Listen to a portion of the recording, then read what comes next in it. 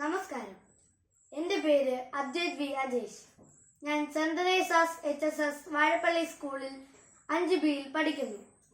ഞാൻ ഇന്നിവിടെ വായിക്കാൻ പോകുന്നത് 2025 നവംബർ 20 വ്യാഴാഴ്ച ദീപിക പത്രത്തിൽ പ്രസിദ്ധീകരിക്കപ്പെട്ട കൊച്ചേട്ടന്റെ കത്താണ്.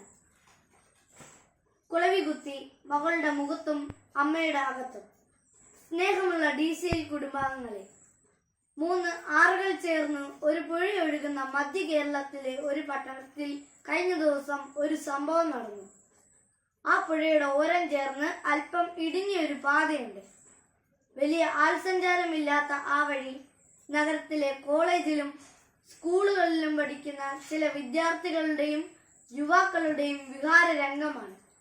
പ്രണയിക്കുന്നവരും പ്രണയം നടിച്ച് സഹപാഠിയെ ചൂഷണം ചെയ്യാൻ ആഗ്രഹിക്കുന്നവരും ഇണകളായി ഓടിയണയുന്ന സുരക്ഷിത കേന്ദ്രമായി ഈ വഴി മാറിയിട്ടുണ്ട്.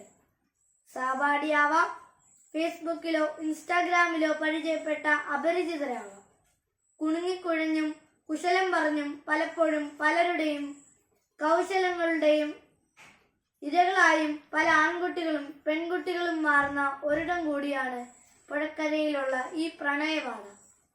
കഴിഞ്ഞ ദിവസം ഒരാൺകുട്ടിയും പെൺകുട്ടിയും കൂടി ഈ പുഴക്കര പാതയിലെ ഒരു മരച്ചോട്ടിലിരുന്ന് പ്രണയ കേളികളാടുകയായിരുന്നു.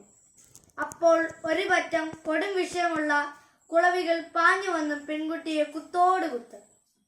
നീ എൻ ജീവനാണ്, പ്രാണനാണ് എന്നൊക്കെ പറഞ്ഞുകൊണ്ടിരുന്ന ആൺകുട്ടി പെൺകുട്ടിയെ കുളവികൾക്ക് കുത്താൻ കൊടുത്തിട്ട് സ്വന്തം പ്രാണനും കൊണ്ട് ഓടി രക്ഷപ്പെട്ടു. മാതാപിതാക്കളോ അധ്യാപകരോ അറിയാതെ കുട്ടികളിൽ പടരുന്ന ഇത്തരം പകർച്ചവ്യാധികൾക്കുള്ള പ്രതിരോധ കുത്തിവെപ്പാണ് കുളവികൾ നടത്തിയത് എന്നാണ് രംഗം ദൂരെ നിന്ന് കണ്ടവർക്ക് തോന്നിയത്. പ്രിയ കൂട്ടുകാരെ, കുളവി കുത്ത് കൊണ്ടവരല്ല, അത് കണ്ടവർ ഇത് പറഞ്ഞപ്പോൾ ഇത് കൊച്ചേട്ടന്റെ കത്തിലൂടെ എല്ലാ DCL കൂട്ടുകാരെയും അറിയിക്കണം എന്നെനിക്ക് തോന്നി. എന്തായിരിക്കണം ഈ കത്തിന്റെ തലക്കെട്ട് എന്ന് ചിന്തിച്ചു. 2 ശീർഷകങ്ങൾ മനസ്സിൽ വന്നു. കൗമാരത്തിന്റെ കൂത്തും കുളവിയുടെ കൂത്തും എന്നതാണ് ആദ്യം വന്നത്. എന്നാൽ കാമുകൻ കാലുനാലും പറിച്ചോടുമ്പോൾ ഒറ്റയ്ക്ക് നിന്ന് നിലവിളിച്ചുകൊണ്ട് മുഖത്തും തലയിലും കുളവിയുടെ കുത്തുകൊള്ളുന്ന ആ പെൺകുട്ടി ഒരു മകളാണല്ലോ എന്ന് ഞാൻ ഓർത്തു. അപ്പോൾ മകൾ സ്കൂളിൽ നിന്നും വരുന്നതും നോക്കി വീട്ടിലൊരു പാവം അമ്മ കാത്തിരിപ്പുണ്ടാകുമല്ലോ എന്നും ഓർത്തു.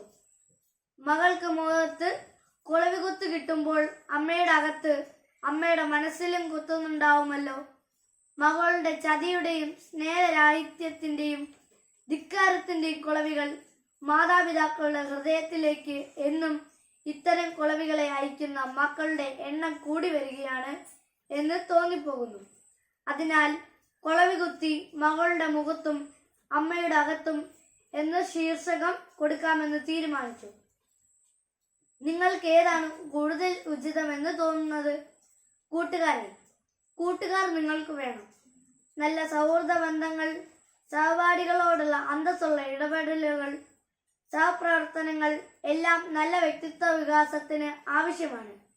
എന്നാൽ സ്വന്തം നിലയും വിലയും മറന്ന് കടമയും ഉത്തരവാദിത്തങ്ങളും പണവും ജീവിത ലക്ഷ്യവും മറന്ന് മാതാപിതാക്കൾ അറിയാതെ ചങ്ങാതിക്കണികളിൽ സ്വയം കുരുക്കിയിടുന്നവർക്ക് പ്രതിരോധ കുത്തിവയ്പ്പുകൾ നൽകാൻ ചിലപ്പോൾ ദൈവം തന്നെ വിഷക്കുളവികളെ പറഞ്ഞു വിട്ടെന്ന് വരും.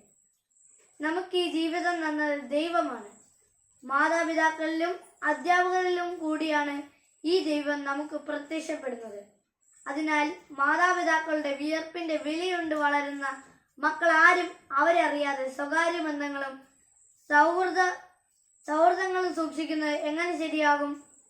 മാതാപിതാക്കൾ അറിയാത്ത യാത്രകളും അപകടം വരുത്തും. അതിനാൽ കള്ളം വെടിയാം, ഉള്ളം വെടിപ്പാക്കാം. കുളവി കൂടുകളിലേക്ക് വിനോദയാത്ര വേണ്ട. ആശംസകളോടെ സ്വന്തം കൊച്ചേട്ടൻ. നന്ദി.